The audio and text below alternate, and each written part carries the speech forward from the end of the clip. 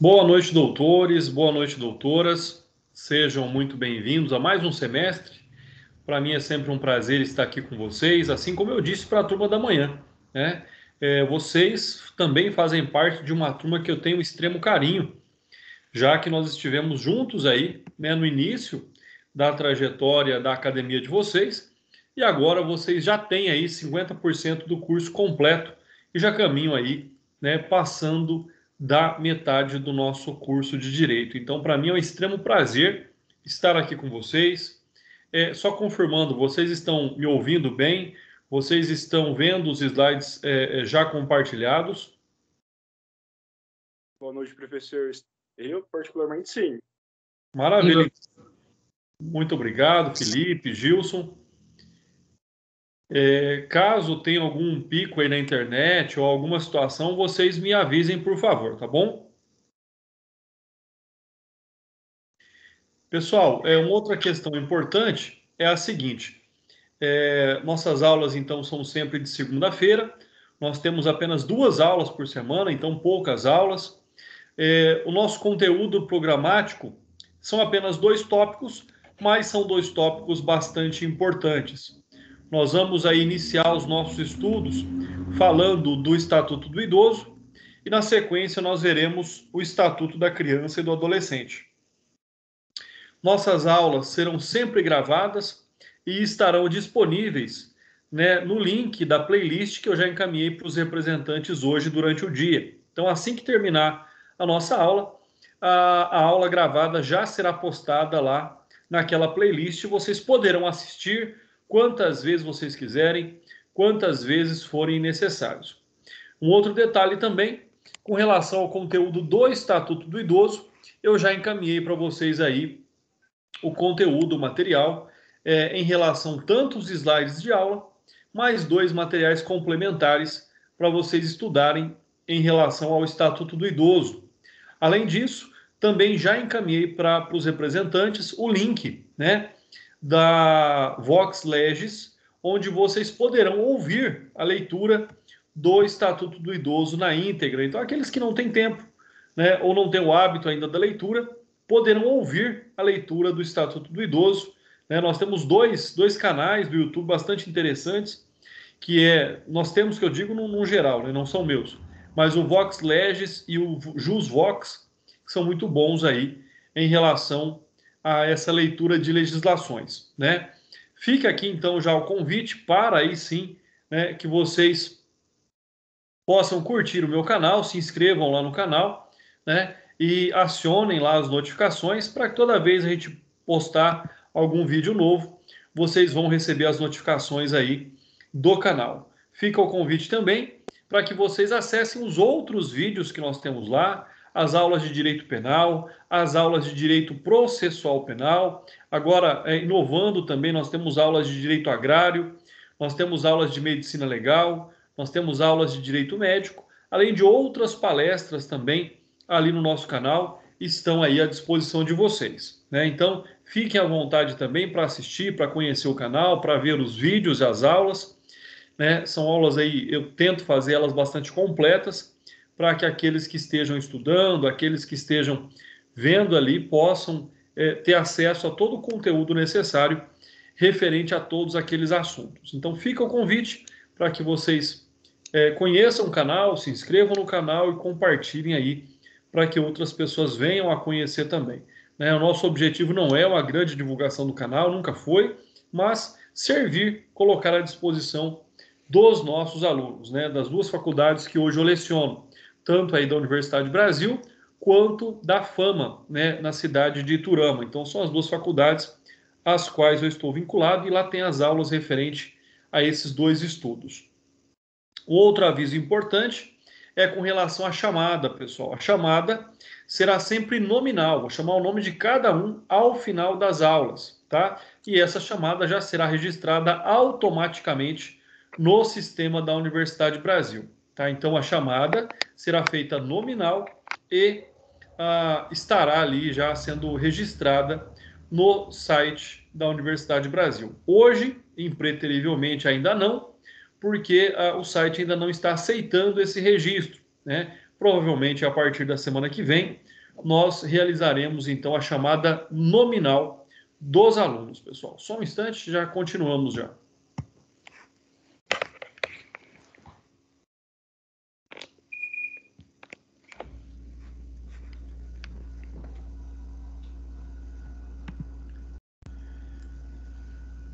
Pessoal, um outro aviso importante é com relação à participação nas aulas, né? Vocês que sempre foram muito participativos, nossas aulas sempre aí foram sempre muito dinâmicas pela participação de vocês. Não espero nada diferente nessas nossas aulas aqui em sistema remoto. Então fiquem à vontade, liguem os microfones, participem sempre quando for necessário, né? Aqueles que se sentirem à vontade, confortável e quiserem aí logicamente também ligar as câmeras, fiquem à vontade também, né? Não há nenhum problema aí para aqueles que queiram ligar as câmeras também, né? Mais uma vez, nossa aula está sendo gravada e na sequência já será disponibilizada para vocês lá no meu canal do YouTube, conforme eu já encaminhei o playlist para os representantes. Caso algum aluno não tenha ainda recebido o convite aqui do Teams, por favor, entre em contato comigo, pegue aí o meu contato pelos representantes, me avise para que eu possa encaminhar o convite e vocês terem acesso amplamente aqui à nossa sala de aula do Teams, né? Para que vocês possam ter acesso, inclusive, ao chat. Aqueles que preferirem se manifestar pelo chat, fiquem à vontade também. Eu estarei aí lendo o chat, acompanhando as manifestações de vocês, pessoal. Alguém gostaria de falar alguma coisa? Alguém tem alguma dúvida? Senão nós vamos começar aí o nosso conteúdo. Professor, boa noite, é o Felipe. Oi, Felipe, pode falar. Algumas das outras turmas tiveram problemas em relação aos alunos não terem acesso ao chat e ao microfone? Sim, alguns alunos me falaram que não tinham acesso, e aí nós adicionamos o e-mail novamente, ou adicionamos um outro e-mail, e aí eles tiveram acesso normalmente ao chat e ao microfone, mas já foi solucionado. Com vocês, aparentemente, até agora, acho que não houve nenhum relato nesse sentido. Porque eu fiz uma listinha lá e quase 90% da nossa turma, segundo eles mesmo, né, porque a lista tá lá, eles não têm acesso ao chat nem ao microfone. Isso é estranho, porque antes das férias todo mundo tinha. Isso. 30 dias sumiu. Certo. Aqui na nossa aula, como está? Vocês estão tendo ou não? Eu tenho, professor. Mais alguém? Ô, André, eu tenho acesso ao microfone só, ao chat não. Nenhum eu tenho ao chat, nenhuma aula. Certo. Eu também, professor. O chat não, mas o microfone sim. Tá. Chat Deixa não. eu verificar aqui. Tem uma configuração aqui de permissibilidade. Deixa eu ver, porque não houve nenhuma alteração por nós, entendeu? Só se o sistema atualizou e aí impediu algo nesse sentido. Deixa eu verificar e a gente já soluciona essa questão agora. Deixa eu verificar.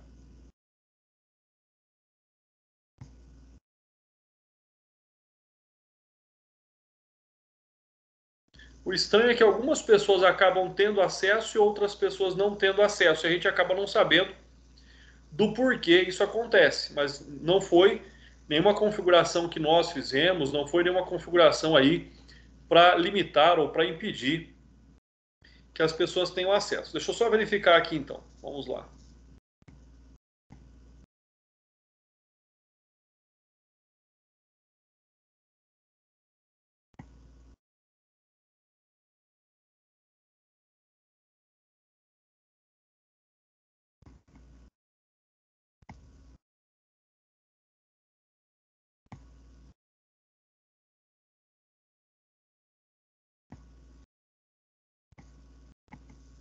Pessoal, com relação ao chat, não há nenhum impeditivo, tá? Aqui as permissões que são reguladas aqui são diferentes, não tem nada com relação a isso. Eu vou procurar saber, eu vou tentar entrar em contato aí com alguma equipe de TI para ver o porquê isso está acontecendo, tá bom? Mas, por enquanto, eu não sei responder para vocês o porquê dessa limitação aí ao chat. Muito obrigado, doutor. Eu que agradeço. Pessoal, por enquanto, então, ó, nós estamos vendo aqui algumas pessoas têm acesso, né? Não sei dizer aí. Agradeço aqui aos que manifestaram no chat já, dizendo que tem acesso, né? Mas não sei dizer. Talvez, pessoal, talvez vocês filtrem aí, né? Qual seja, por exemplo, a extensão do e-mail, né? Se às vezes o Hotmail, se às vezes o Gmail, talvez existe alguma coisa nesse sentido, tá? Tentem verificar quem tem acesso a que tipo de e-mail que tem e quem não tem acesso a que tipo de e-mail que tem. Talvez pode estar relacionado algo à extensão do e-mail, tá? Verifiquem, façam essa pesquisa e aí, se for necessário, a gente adiciona outros e-mails aí para ver quem é para que todos tenham acesso de forma ampla aí à nossa aula. Bom, pessoal, sem mais delongas, né, como somos todos conhecidos, dispensamos apresentações. Vamos começar a nossa aula, então. O objeto do nosso estudo é a Lei 10.741, de 1º de outubro de 2003, e essa lei trata aí do Estatuto do Idoso e também da outras providências. É importante que nós tenhamos aqui uma compreensão preliminar, que nós tenhamos uma compreensão inicial de que o Estatuto do Idoso, assim como outras legislações do mesmo prisma, eles têm uma finalidade extremamente protecionista, garantista, ou seja, garantir os direitos que já são dedicados a determinadas pessoas. Se nós observarmos aí aquilo que diz a própria Constituição Federal, nós vamos observar que todos os direitos regulados e garantidos pelo Estatuto do Idoso já são direitos fundamentais garantidos em nível de Constituição Federal. E por essa perspectiva, em tese, não precisariam de outras garantias para que pudessem ser exercidos. O que não acontece de uma forma aí frequente, o que não acontece de uma forma objetiva. Por quê? Porque assim como nós temos o Estatuto do Idoso, o Estatuto da Igualdade Racial, o Estatuto da Criança e Adolescente, o Código de Defesa do Consumidor, a Lei Maria da Penha, o Estatuto para as pessoas que têm necessidades especiais, o que nós vamos observando é que, muito em razão legal e muito também em razão cultural, por mais que as pessoas tenham direito, por mais que todos sejam iguais perante a lei, na verdade e na prática isso não se observa. Então, vendo que simplesmente uma legislação genérica não é capaz aí de observar, de trazer a efetivação desses direitos fundamentais, criam-se estatutos, criam legislações esparsas com essa finalidade. Ou seja, o direito já é garantido a todos. Ninguém pode ser vítima, por exemplo, de qualquer situação aí de desrespeito ou que impeça a pessoa de ter uma vida digna, E nós sabemos que estar vivo é uma coisa, viver com dignidade é outra coisa, E nós, como aqueles que estamos aí à frente da defesa, do equilíbrio dos direitos, logicamente que nós não podemos compactuar com essa forma de discriminação, com que mesmo a pessoa tendo o direito a não ser, por exemplo, negligenciada, abandonada, ofendida, isso acaba acontecendo.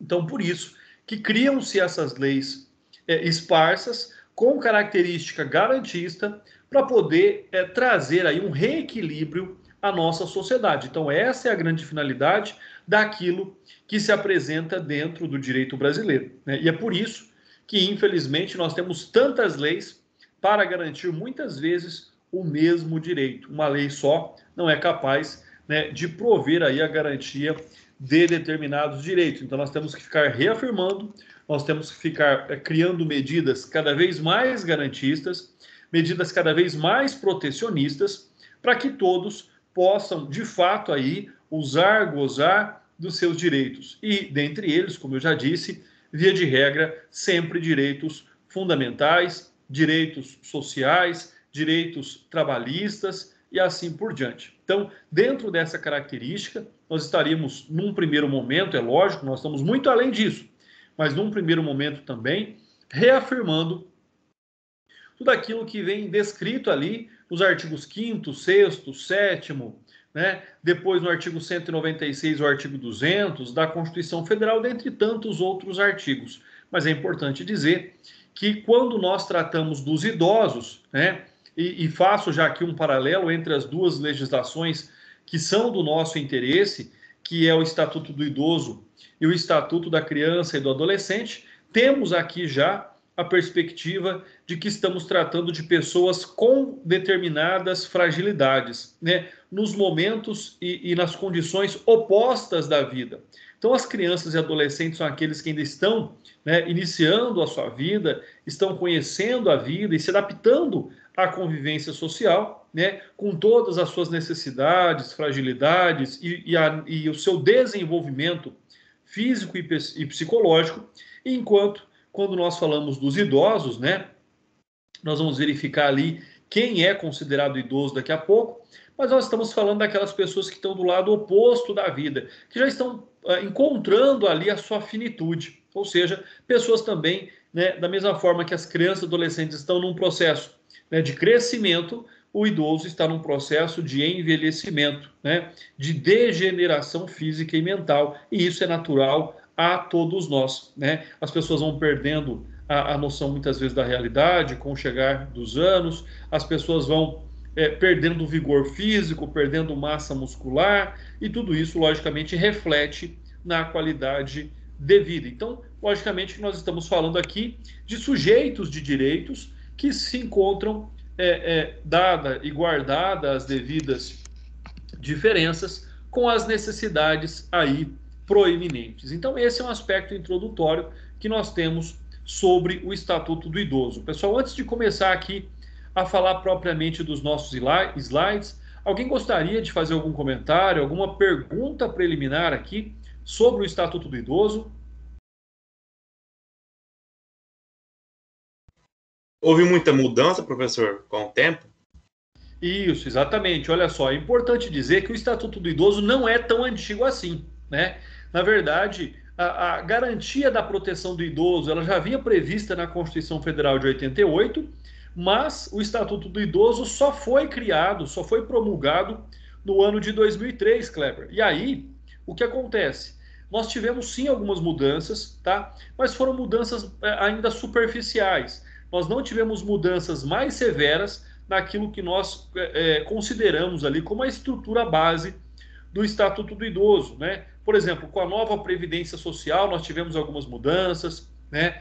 Com relação à prioridade daqueles que têm mais de 80 anos sobre os demais idosos prioritários, também foi uma adaptação importante, mas nós não tivemos ali mudanças significativas de 2003 para cá, no aspecto que nós observamos aí como a estrutura básica do Estatuto do Idoso. Até porque, como eu disse, de 2003 para cá, não se considera no Brasil uma legislação tão antiga assim, ou uma legislação que possa se dizer que ela está já ultrapassada. Ainda não. O Estatuto do Idoso, ele é vigente e ele consegue, de uma forma bastante clara, bastante objetiva, proteger e garantir ali os direitos dos idosos. Kleber, então, sua pergunta é bastante importante, até porque no direito tudo muda muito rápido, né? Mas algumas legislações, elas ainda se conservam de uma forma mais estática por um tempo. E é um dos exemplos aí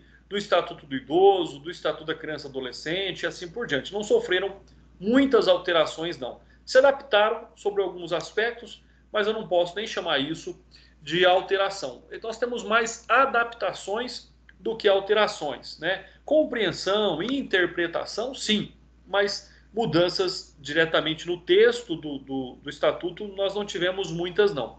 Até porque, se vocês observarem aí, né, e acompanharam comigo pelo Google ou pelo Vadimeco, se vocês observarem bem, quando nós abrimos aí o Estatuto do Idoso, nós vamos aí observar algo bastante interessante. Até convido aí que vocês, estando como computador, abram aí pelo Google, né? Quando vocês vão observando, vocês vão ver, por exemplo, olha só, ali o parágrafo 1º do artigo 3º teve uma mudança de redação em 2017, né? O inciso 10º do artigo 3º foi incluído em 2008, né? O parágrafo 2º do artigo 3º foi incluído em 2017, né? Nós tivemos aqui ainda como inclusões, como modificações depois do artigo 13, mudou a redação, né? Em 2008. Tivemos ainda algumas inclusões aqui, por exemplo, do parágrafo 5º, inciso 1º e 2º, né? Do artigo, deixa eu só confirmar o artigo aqui, do artigo 15 ainda. Então nós tivemos a inclusão do parágrafo 5º, inciso 1 e 2 em 2013, depois parágrafo 6º, parágrafo 7º também incluídos entre 2013 e 2017, né? E na sequência, então nós tivemos sim algumas adaptações, algumas redações, algumas inclusões, mas nós não podemos dizer que ele perdeu aí a sua característica, que ele veio aí a modificar a sua estrutura ou o seu objetivo. Nada com relação a isso. Mas se vocês observarem ali no Google, está lá em azul, frisado ali, as alterações que o Google, que o Estatuto do Idoso trouxe aí na sua vida de 2003 a 2021, pessoal. Mais alguma pergunta? Voltando aqui então para os nossos slides. Vamos para a primeira tela, né? Página 3 aí, pessoal. Importante dizer, já que eu falei tanto da Constituição Federal, né? Se nós observarmos aí o que diz a Constituição Federal, se vocês fizerem uma pesquisa simples na Constituição, né? Abram a Constituição aí, dá um Ctrl F e digitem lá a palavra idoso, né? Vocês vão encontrar apenas 5 vezes a palavra idoso no texto constitucional, né? Então você vai variar um pouquinho entre idoso, velhice, mas a palavra idoso em si, ela aparece apenas 5 vezes na Constituição Federal. Então ainda é muito pouco, perto da importância que possui o idoso e a necessidade de proteção que possui o idoso aí, né, no texto constitucional. 5 vezes é bastante insignificante aí. Bom, onde é que de forma mais proeminente aparece a palavra idoso lá na Constituição Federal? Nós temos uma citação no artigo 77 da palavra idoso, né, como um critério de desempate nas eleições. Então não vem muito de acordo, ou não vem muito aí, né, de encontro àquilo que nós estamos falando da nossa aula hoje. É importante, mas aqui está falando que em caso de empate na votação, o mais idoso será eleito. Aí sim, a partir do artigo 203 da Constituição Federal, nós temos alguns temas importantes, e desde já eu faço aqui a observação entre a diferença de assistência social e seguridade social, tá? A seguridade social, na verdade, ela está inserida no contexto da assistência social. Então, seguridade social está inserido no contexto da assistência social, tá? Ou seja, o que é que significa dizer? Que a seguridade social, ou seja, o INSS, o Instituto Nacional de Seguridade Social, ele tem um caráter retributivo, ou seja, você só aposenta se você contribuir, né, para o INSS. A mulher que engravida e tem lá o seu filho só recebe, né, o salário maternidade se ela contribuir para o INSS. A pessoa só aposenta por idade ou por contribuição se ela, salvo a hipótese do segurado especial, só vai aposentar se ela contribuir, né? A pessoa que se machuca só vai receber o auxílio acidente, ou no caso de morte, a família só recebe a pensão por morte, quando há essa contribuição. Então, para aqueles que ainda não contribuem para o INSS, eu recomendo, olha, pessoal, economiza aí um final de semana no mês, né, uma balada aí, e começa a pagar o INSS, né? No caso de doença, no caso de gravidez, existem direitos garantidos. E lá no final, com certeza, vocês vão aposentar mais cedo também, né? Quando nós somos jovens, nós não pensamos muito nisso, não nos preocupamos muito com isso, né? Eu, particularmente, comecei a recolher só com 23 anos, poderia ter começado lá já com os 18, e é importante que vocês, cada vez mais cedo, estejam filiados à Seguridade Social. Por quê? Porque em situações excepcionais, a assistência social também presta amparo a algumas pessoas, né?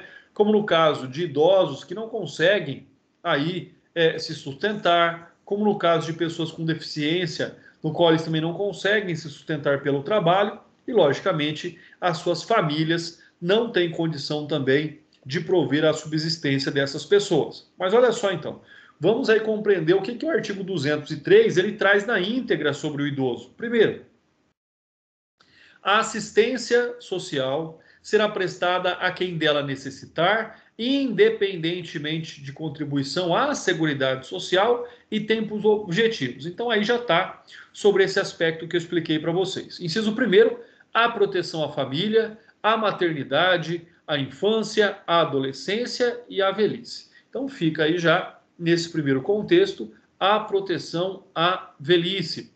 Segundo, o amparo às crianças e adolescentes carentes. Terceiro, a promoção da integração no mercado de trabalho.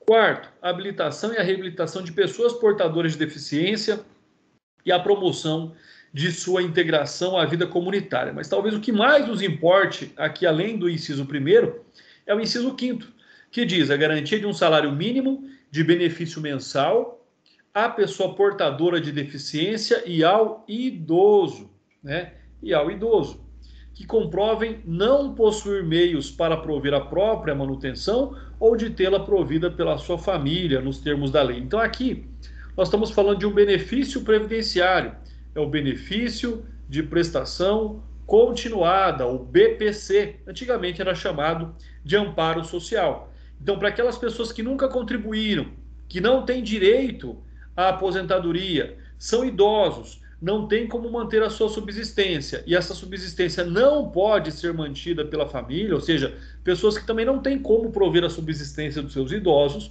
esses idosos terão direito aí ao benefício, né, de prestação continuada, o BPC, ou seja, vão receber aquele salário, não é aposentadoria, vão receber um salário mínimo por mês, enquanto se encontrarem nessa condição de necessidade, né, e caso ocorra qualquer tipo ou demonstre qualquer outro ganho aí, esse BPC ele será cortado, né, então não é algo garantido, não é algo que seja mantido aí, né, por muito tempo, tá? Ou pelo menos durante enquanto sobrevier essa condição de necessidade, pessoal.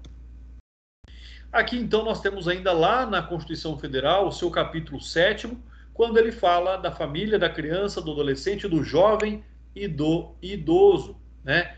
Demonstrando aí também a importância do idoso para a sociedade, demonstrando a importância do idoso na convivência familiar. O artigo 230 vem dizer então que, pessoal, e fiquem atentos, a família, a sociedade e o Estado. Aqui nós temos uma responsabilidade, ela é ao mesmo tempo de todos esses entes, né? Concomitante da família, da sociedade e do Estado. Então, a família, a sociedade e o Estado têm o dever. Dever não é uma opção. Eu não vou cuidar. Não, não é assim que funciona. Você tem um dever, né? É um dever de amparar as pessoas idosas, assegurando a sua participação na comunidade, defendendo a sua dignidade e o bem-estar e garantindo-os o direito à vida. E aí vem aquilo que nós falamos no início da aula. Que tipo de vida? Uma vida, logicamente, digna. Né? Parágrafo 1º. Os programas de amparo aos idosos serão executados preferencialmente em seus lares, né? O que nós temos aqui, então, é que o idoso será encaminhado para o ILPI, né? O Instituto de Longa Permanência para Idosos, somente em último caso, né? Antigamente chamado como asilos. Então, agora é ILPI, né? Instituto de Longa Permanência de Idosos. E é extremamente importante nós observarmos que o primeiro momento onde o idoso tem que estar é no seio da sua família, né? Ele só vai aí para o ILPI em último caso. Parágrafo 2º. Aos maiores de 65 anos é assegurada a gratuidade nos transportes coletivos urbanos. Aqui interessante também. quando nós falamos em gratuidade dos transportes coletivos urbanos, não é ilimitada, tá? Ela é limitada. Por quê? Porque ela vai depender de legislações municipais, estaduais e federal. Ou seja, normalmente, né, o transporte público coletivo municipal ele é totalmente gratuito aos idosos, né? O transporte intermunicipal depende, tá? Porque o intermunicipal e o extraestadual, né, para estados diferentes, não é uma gratuidade absoluta. O que ocorre é que nos veículos de transporte coletivo existe um número de assentos reservados e gratuitos para os idosos, né, e ultrapassado esse número de assento, os idosos pagam somente uma porcentagem do valor da passagem, normalmente 50%. Né? Então, por exemplo, em um ônibus, vai ter lá 2 assentos gratuitos para os idosos e os demais idosos que forem viajar pagam um valor menor pela passagem. Então, isso acontece, né, entre municípios, entre estados, até mesmo entre países, mas vai depender, logicamente, no caso de países, de acordos internacionais ou algo nesse sentido. Tá? O que é mais comum de nós observarmos é em relação aí dentro do município, em relação entre municípios ou entre estados. Professor. Oi, Afonso. Essa idade aí sempre foi assim ou teve alteração? Essa é a regra geral, mas se os municípios quiserem, eles podem até mesmo diminuir essa idade até 60 anos. Entendi. Então, essa é uma regra geral. Se os municípios quiserem passar, por exemplo, uma lei com idades menores, pode. O que não pode é ser idade maior, tá? Não pode limitar o direito, pode ampliar o direito. Então, se quiser ampliar, tudo bem. Limitar não pode. Por quê? Porque é um texto expresso da Constituição Federal, né? Lá diz 65 anos. Então, menos de 65, tudo bem. Não pode limitar para mais de 65 anos. Beleza, obrigado, professor. Porque aí seria algo inconstitucional, que contrariaria a Constituição Federal, tá? Bom, pessoal, com relação... Professor, então... Oi, pode falar. Tem alguma lei que fala em relação a esse lugar para idoso dentro dos ônibus? A empresa sim seguir? Preferencial, doutor fala? Isso. Normalmente são os assentos próximos da entrada. Né? Normalmente são aqueles primeiros assentos que existem ali para que possa facilitar a locomoção do idoso entre entrada e saída. Um outro detalhe interessante que existe, doutor, é com relação ali à prevalência. Então, ou seja, eles têm o direito de entrar primeiro, eles têm o direito de sair primeiro. Então, o motorista, ali, o condutor do veículo coletivo, ele tem que garantir que o idoso não sofra nenhuma queda, nenhuma lesão, também nesse momento em que ele desce ou sobe do transporte coletivo, tá? Preferencialmente na entrada ali, nos primeiros assentos, tá bom? Preferencialmente. Obrigado. Eu que agradeço, excelente pergunta, pessoal. Excelentes manifestações até agora. Vamos lá, então, falar agora de forma concreta do Estatuto do Idoso, da Lei 10.741 de 2003, tá? Como o Estatuto do Idoso ele é dividido? Como o Estatuto do Idoso ele é observado? Então, nós temos o título 1º, que fala das disposições preliminares do artigo 1º ao 7º. Nós temos o título 2º, que fala dos direitos fundamentais, assim como lá na Constituição Federal. E capítulo 1º, direito à vida, lembrando aquela vida com dignidade, né? Nós temos ainda o capítulo 2º, que fala do direito à liberdade, ao respeito e à dignidade. Capítulo 3º, que fala dos alimentos. Pessoal, importante aqui, né? Assim como as crianças, os adolescentes têm direito a pedir alimentos aos seus genitores, os idosos têm direito a pedir alimentos aos seus filhos, né? Se o valor que eles recebem aí não for suficiente para a manutenção deles. Então, os alimentos tratam-se aí de um direito reverso, ou seja, trata-se de um direito que tanto os filhos podem pedir aos pais, como os pais podem pedir aos filhos.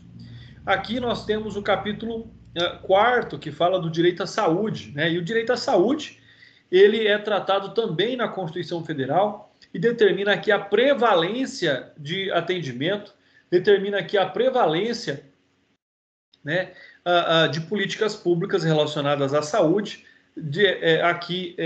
determinadas aos idosos. O capítulo 5 ainda fala da educação, cultura, lazer e esporte. O capítulo 6 fala da profissionalização e do trabalho. O capítulo 7º fala da previdência social, conforme nós já fizemos ali um comentário preliminar. Nós temos ainda capítulo 8º, que fala da assistência social. Guardem aí a diferença, tá? Guardem a diferença entre previdência social e assistência social. Pessoal, lembrando, né, aqui, tudo que nós falamos nas nossas aulas pode ser cobrado na avaliação. Tudo que eu fizer um asterisco nas nossas aulas será cobrado na avaliação. Então, fica a dica aí para vocês também, né, se pontuarem. O que é previdência social? Previdência social é um direito que é exercido pelas pessoas que contribuem para, logicamente, a previdência social, né? A assistência social, não. A assistência social é gratuita, a pessoa não precisa, não é retributiva, a pessoa não precisa contribuir para depois ter esse direito. Então, essa é uma grande diferença. Com relação à habitação, pessoal, se vocês pesquisarem aí, com relação a... Oi?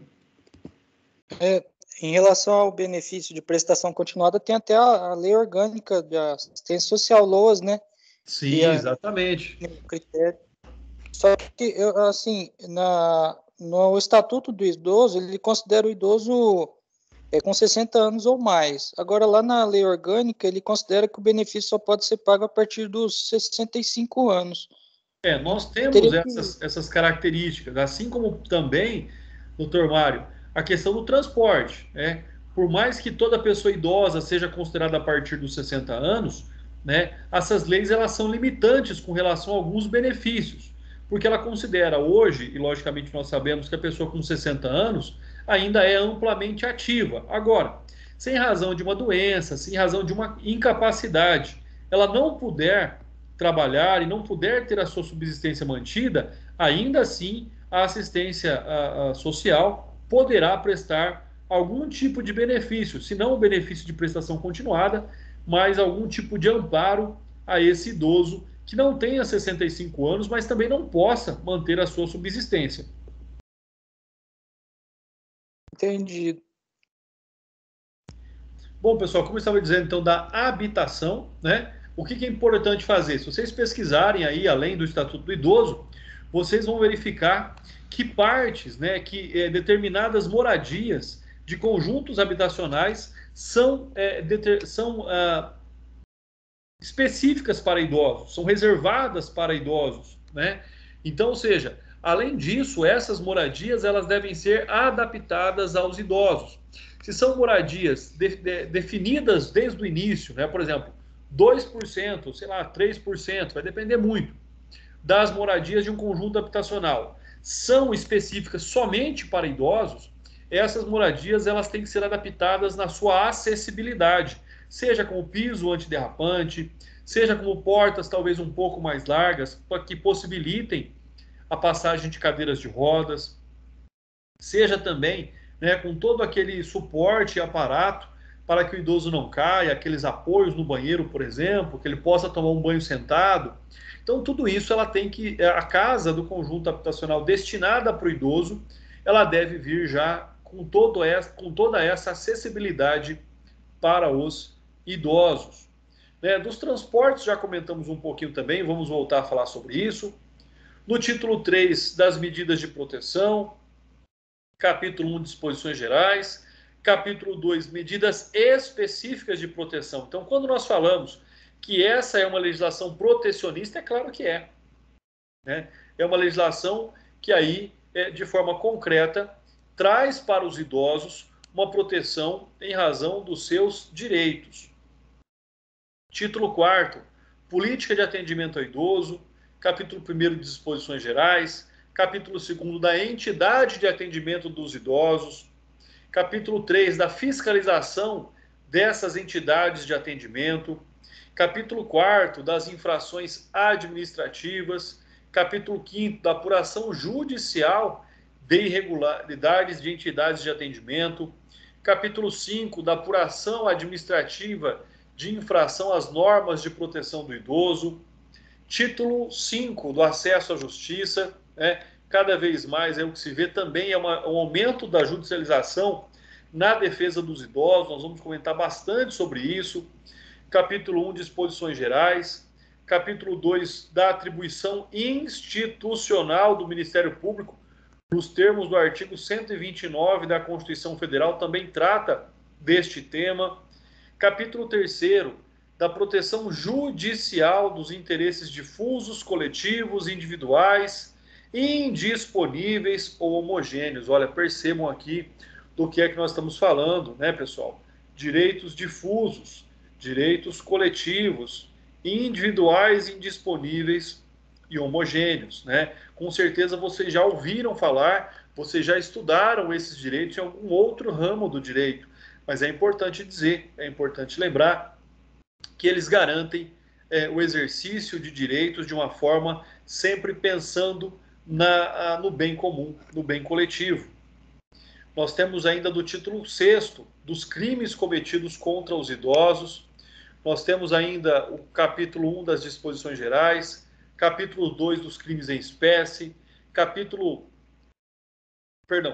7º, disposições finais e transitórias. E com base no que nós vimos até agora, nós observamos aí a estrutura em que o Estatuto do Idoso foi elaborado, né, com essa concepção, com essa finalidade protecionista, com essa finalidade, logicamente, aí, tanto para prevenir, como para recuperar e também, na hipótese ali, de punir aqueles que pratiquem crimes contra os idosos, pessoal. Então, é extremamente importante que nós tenhamos essa previsão, que nós tenhamos essa concepção sobre o Estatuto do Idoso. Pessoal, até aqui tudo bem? Alguma pergunta, algum comentário, alguma dúvida?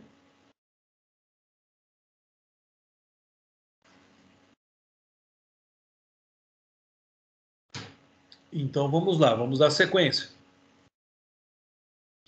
Bom, pessoal, quando nós observamos aí o Estatuto do Idoso, eu já fiz esse apontamento lá atrás para vocês, nós vemos que existe um dever, né? E esse dever é indiscutível. Esse dever é um dever que deve ser exercido, né, de forma conjunta entre a família, a sociedade e o Estado. Por isso que ele é reconhecido, por isso que ele é chamado de tripartido, ou seja, dividido em 3. Né? A família, dever de amparar os idosos, o Estado também tem o dever de amparar os idosos e a sociedade como um todo também tem aí o dever de amparar os idosos. Né? O artigo 4º do Estatuto do Idoso vem dizer que nenhum idoso será objeto de qualquer tipo de negligência, discriminação, violência, crueldade ou opressão, e todo atentado aos seus direitos por ação ou até mesmo por omissão será punido na forma da lei. Né? Quando eu disse lá no início que não haveria necessidade de uma legislação como essa se as questões culturais fossem diferentes, é onde nós observamos, por exemplo, a diferença que existe no tratamento dos idosos, por exemplo, no continente, por exemplo, americano, continente europeu e continente asiático.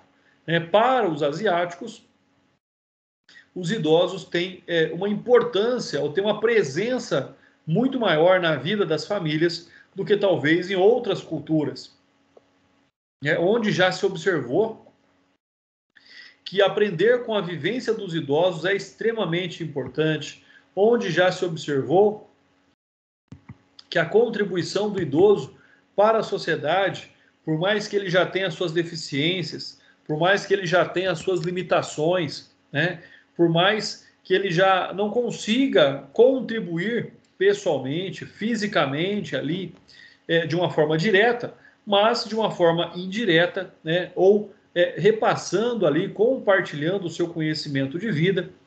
Então, são pessoas que têm um nível de importância muito maior, né? Talvez não precisaríamos aí do Estatuto do Idoso se pudéssemos e se tivéssemos a noção do reconhecimento, né, de que o idoso pode contribuir muito mais do que nós imaginamos para com o nosso bem-estar, para com o nosso futuro, né, do que muito se faz e muito se pensa, né? Quantos idosos são abandonados como se fossem aí um peso, um fardo, né, que não pudesse contribuir com mais nada para a sociedade. Só que nós não podemos esquecer, se onde estamos agora, se o que temos agora existe, é em razão da construção que foi realizada lá pelos nossos antepassados, lá pelos nossos idosos, né? E isso não pode ser, logicamente, esquecido. Então, é algo extremamente importante, é algo do qual o artigo 4º frisa aí algo extremamente importante, né? Em que nenhum idoso, em que não há nenhum tipo de discriminação do qual submeta, o idoso deva ser submetido a qualquer tipo, mais uma vez, de negligência, discriminação, violência, crueldade ou opressão. E diz mais, né? É importante dizer aqui ainda que serão punidos tanto na modalidade, né, comissiva quanto na modalidade omissiva. Então eu posso não fazer nada de mal, mas eu também não inibo, também não tento impedir que coisas ruins aconteçam, e isso, logicamente, gera a responsabilidade concomitante. O parágrafo 1º vem reafirmar isso. É dever de todos prevenir a ameaça ou a violação aos direitos do idoso. Já o artigo 6º diz que todo cidadão tem o dever de comunicar à autoridade competente qualquer forma de violação a esta lei que tenha testemunhado ou que tenha conhecimento. Então, olha aí, né, como a nossa responsabilidade aumenta a partir do momento em que nós temos conhecimento do nosso dever. E aí, sim, conforme o doutor já havia dito anteriormente, aí, né, o artigo 1º do Estatuto do Idoso reconhece como idoso toda pessoa que tem uma idade igual ou maior que 60 anos. Né? E aí a pessoa começa a ter alguns benefícios, né? Como, por exemplo, vagas de estacionamento reservadas, filas próprias para idosos, né? Levando-se em consideração, lógico, ali toda a sua fragilidade, toda a sua necessidade e, em alguns casos, a sua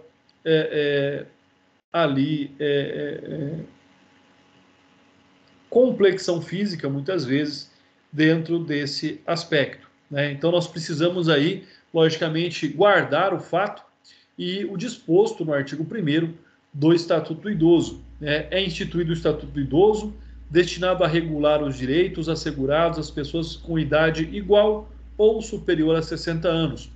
Muito se discute sobre essa idade, né? Muito se discute também sobre o fato de que nós estamos vivendo mais. Então, a perspectiva de vida hoje é muito superior a 60 anos, né? Algumas pessoas até pregam aí o aumento dessa idade para 70, 75 anos, né? Até porque cada vez mais as pessoas estão tendo uma vida ativa e saudável por mais tempo, com mais idade, né? Mas ainda hoje, o nosso Estatuto do Idoso, ele define aí como a idade os 60 anos. O artigo 2º, ele vem aí demonstrar a doutrina da proteção integral. Então, conforme nós vimos, né, a proteção ao idoso, de fato, ela é integral e é prioritária, né? Dentre os direitos fundamentais que já são garantidos a todos, os idosos têm prevalência da proteção desses direitos. O artigo 2º, então, diz que o idoso goza de todos os direitos fundamentais inerentes à pessoa humana, sem prejuízo da proteção integral de que trata essa lei, assegurando-lhe, por lei ou por outros meios, todas as oportunidades e facilidades para a preservação de sua saúde física e mental, e seu aperfeiçoamento moral, intelectual, espiritual e social, em condições de liberdade e dignidade. Então, vejam que ter o direito para si é diferente de exercê-lo, né? O que muito vocês vão ver, o que muito vocês vão observar, que é a palavra respeito ao idoso, né, pessoal? E respeito não é uma questão, é muito difícil hoje nós definirmos o respeito. O que é ter respeito por alguém? É ter medo? O que é ter respeito por alguém? É admirar aquela pessoa, né? É ter um laço afetivo por aquela pessoa, é ter um laço de subordinação daquela pessoa, né? Então, respeito, ele tem no seu caráter subjetivo também aí várias interpretações. Mas quando nós tratamos do idoso, ele resume aí um pouco de cada uma delas, né? Ou seja, onde o respeito, ele vem associado a um pouquinho de tudo isso que eu relatei aqui para vocês. Então, o respeito, ele tem uma amplitude muito maior quando nós tratamos dos idosos, né? Então, o idoso, na condição de humano, tem todos os direitos assegurados, especialmente os direitos e garantias fundamentais previstos na Constituição Federal, conforme nós já vimos anteriormente. As regras previstas no Estatuto constituem uma visão de conferir uma proteção especial aos idosos, pessoal. Vamos até grifar aqui com uma cor diferente. Além de serem protegidos, a proteção é especial. Vou voltar aqui. Em nítido exercício da igualdade em sentido material, especialmente para a preservação da. Então, ele ainda aqui, né, nomeia quais são esses direitos. Saúde física e mental é extremamente importante. Aperfeiçoamento moral, intelectual, espiritual e social em condições de liberdade e dignidade. A doutrina, então, aplicada aqui ao Estatuto do Idoso, denominada de Doutrina da Proteção Integral, visa sejam não só garantidas e respeitadas, mas sim exercitados todos os direitos garantidos aos idosos, tendo em vista serem sujeitos de direitos prioritários. Então fica aí essa informação também.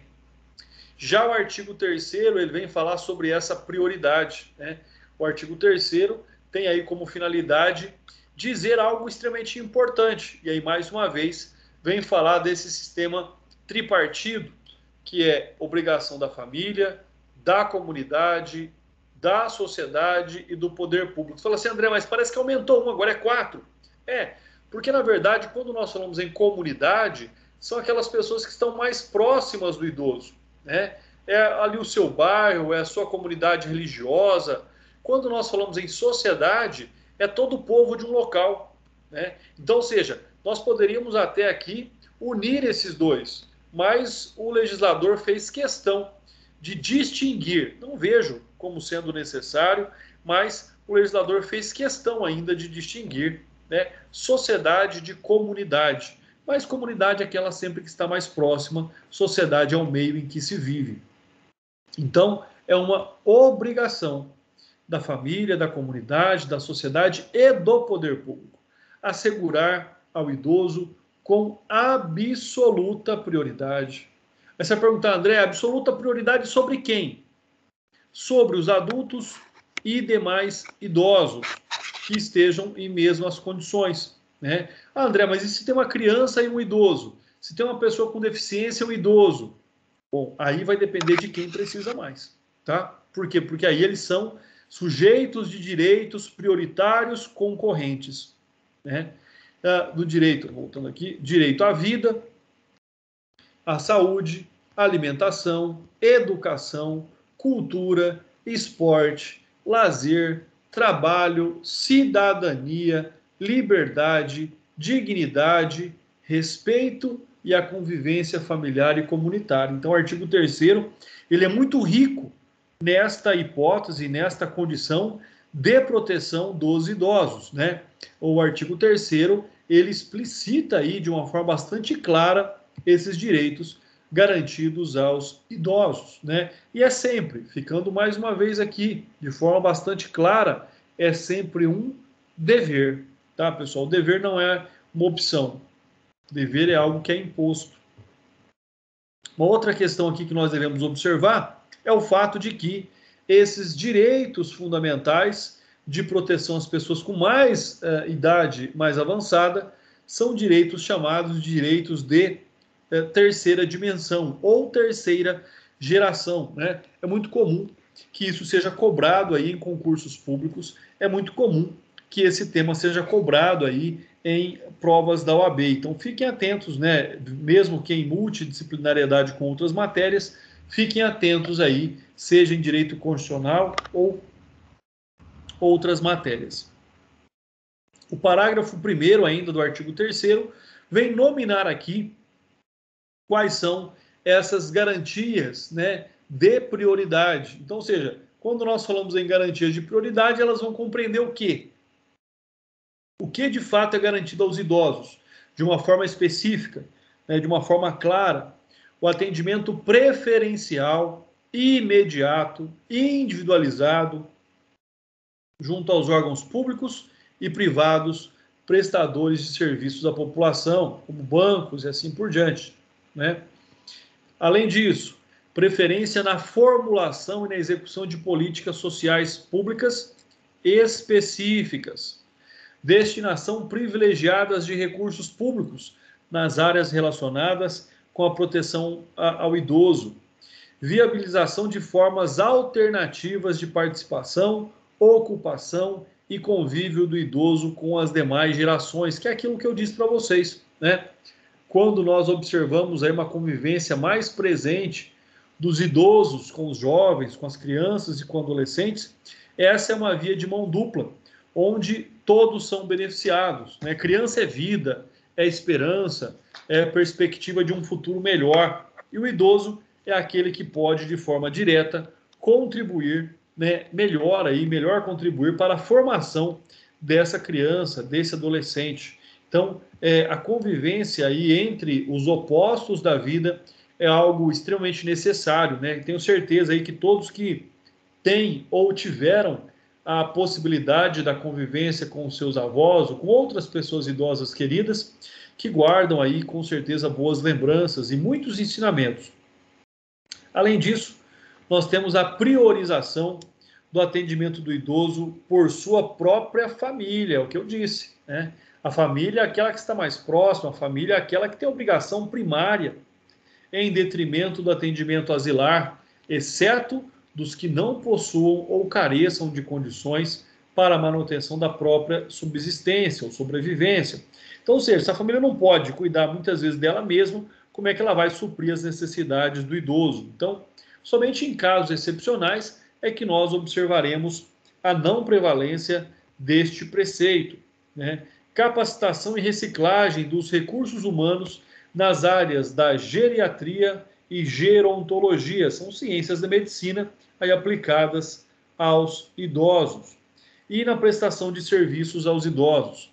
Estabelecimento de mecanismos que favoreçam a divulgação de informações de caráter educativo sobre os aspectos biopsicossociais de envelhecimento, garantia de acesso à rede de serviços de saúde e de assistência social locais, prioridade no recebimento da restituição também aí do imposto de renda, né? Na continuidade, fica aí importante dizer que dentre os idosos, nós já sabemos que são sujeitos de direitos prioritários, nós temos ainda uma outra prioridade, ou seja, os maiores de 80 anos têm prioridade sobre os demais idosos, né?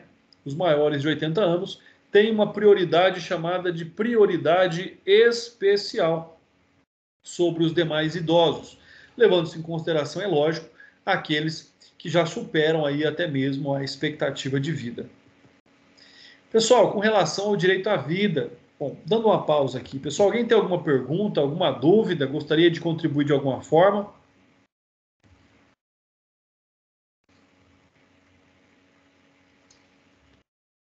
Então vamos lá. Pessoal, o artigo 8º, ele traz aí algo extremamente importante, ou seja, né, esse direito à vida. Lembrando que essa vida sempre é uma vida com dignidade. Então, o envelhecimento é um direito personalíssimo e a sua proteção um direito social. nos termos desta lei e da legislação vigente. Então, nós estamos aqui diante do direito a envelhecer. Ele é um direito personalíssimo, intransferível e irrenunciável, um direito social no que diz respeito à proteção aos idosos. Então, para tanto, o Estado deverá aqui promover políticas públicas específicas de proteção aos idosos para aqui possibilitar, então, envelhecimento com dignidade e com proteção aos direitos humanos, conforme determina aí o artigo 9º. Direito à liberdade e o direito e o respeito à dignidade. Então, olha só, o artigo 10º do Estatuto do Idoso diz que é obrigação do Estado e da sociedade. Aí você vai falar assim, André, esqueceram da família?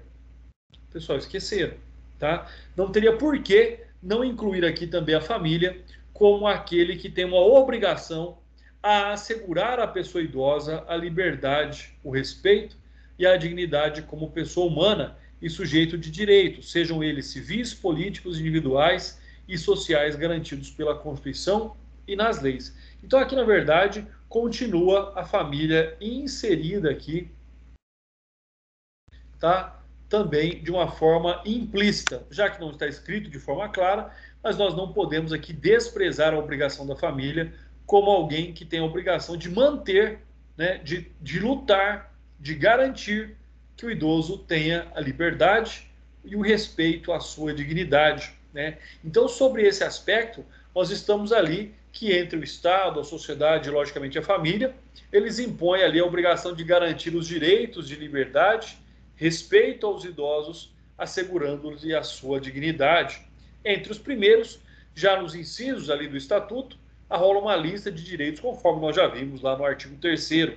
Contudo, para além dos direitos de liberdade, os idosos devem ser respeitados, especialmente no que se refere à inviolabilidade. Vamos voltar aqui.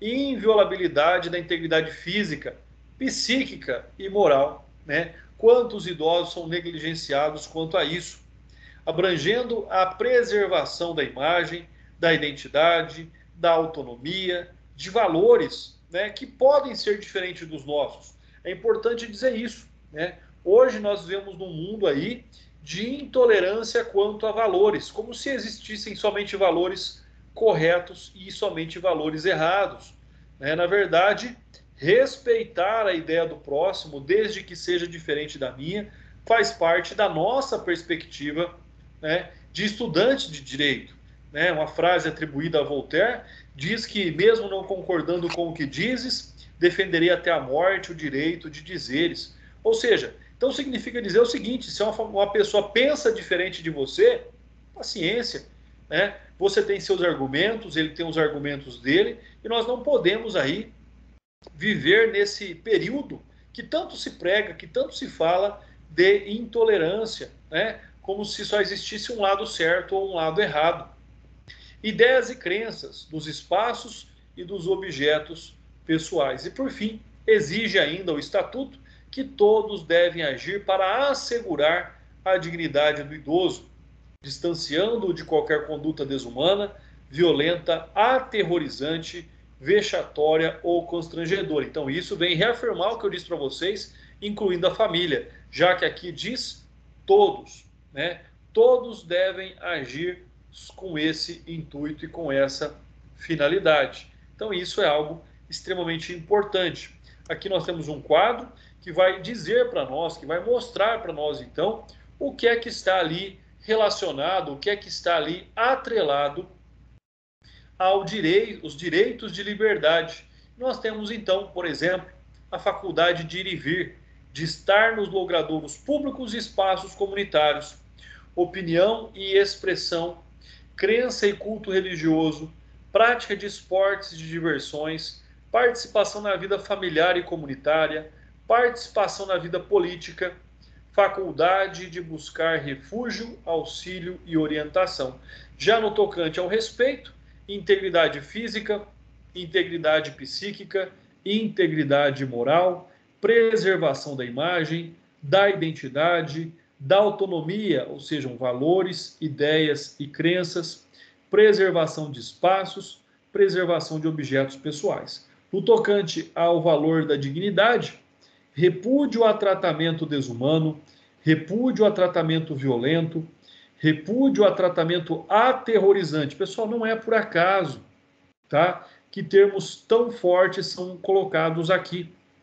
Nós temos ainda repúdio ao tratamento vexatório e ao tratamento constrangedor. Então, a partir dessa expectativa que nós observamos aqui, né, são muitas informações. Se vocês pesquisarem um pouquinho aí na internet, de forma bastante simples, vocês vão achar clínicas, vocês vão achar asilos, né, que colocavam os idosos, que tratavam os idosos de maneira extremamente violenta, colocavam os idosos em locais extremamente insalubres. Ou seja, então é esse tratamento, é esse repúdio aqui que a lei vem observar, famílias que deixam idosos trancados, amarrados, né, sem alimentação adequada. Então, tudo isso vem de acordo com aquilo que nós estamos aqui falando, então. Então, sobre esse aspecto, né, com certeza vocês aí têm a sua convivência de uma forma direta ou indireta com os idosos. Muitas das vezes moram com idosos, têm idosos dentro de casa e vão, né, observando e vão percebendo, né, tudo aquilo que eu estou falando, toda essa importância dos idosos, toda essa necessidade de proteção, né? Hoje eles estão expostos a tantos golpes, são tantas hipóteses aí de oferecimento de financiamentos, empréstimos, que ele não tem interesse e, são ligações insistentes, né? Muitas vezes o dinheiro, numa ligação confusa, o dinheiro é depositado automaticamente na conta do idoso, deposita-se lá 3 mil e no final do pagamento, né, dos descontos da sua aposentadoria, vai dar lá 8, 10 mil reais, né? Eu conheço muitos casos de venda de colchão de 5 mil reais para um idoso carente, que não tem nem cama às vezes para dormir, e ele tem lá, né, dezenas de descontos da sua aposentadoria. Então, cada vez mais, nós observamos essas questões aí dos quais os idosos estão expostos, né? Tantos idosos ainda caem em condutas estelionatárias, como, por exemplo, a venda do bilhete premiado, e são situações que parecem difíceis para nós, né? Tantos idosos caem naqueles golpes, olha, sequestrei um parente seu, né? Olha, ô pai, por favor, meu carro quebrou, manda o dinheiro aqui para a conta do mecânico. Então, tantas situações, tantas ligações, tantas perturbações aí que colocam os idosos numa condição de extrema e cada vez mais fragilidade. Pessoal, alguém tem alguma dúvida, alguma pergunta referente àquilo que nós vimos hoje? Pessoal, não havendo dúvidas, muito obrigado pela presença de vocês.